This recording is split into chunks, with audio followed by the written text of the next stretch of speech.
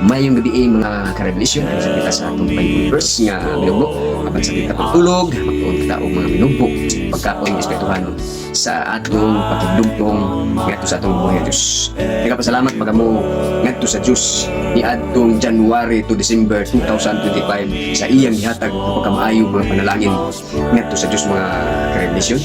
Apan nagsulti ang Salmo nga nagaingon dinhi Salmo 136 uno nagaingon dinhi o paghatag og mga pasalamat kang Jehova kay siya maayo man kay ang iyang mahigugmaong kalulot nagapadayon sa walay katapusan.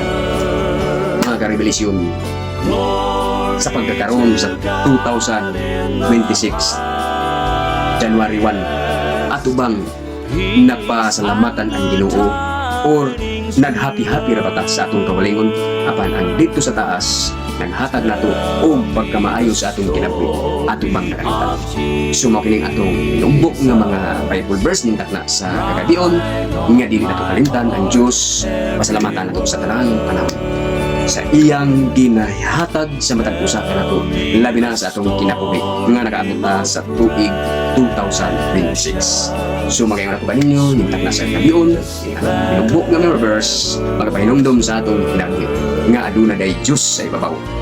Magayon ako ba ninyo ang grasya sa Diyos o ang kalulot o ang kaluoy gugma o panalangin maana kaninyo. Magayon ako kaninyo. Happy New Year sa tanan o God bless.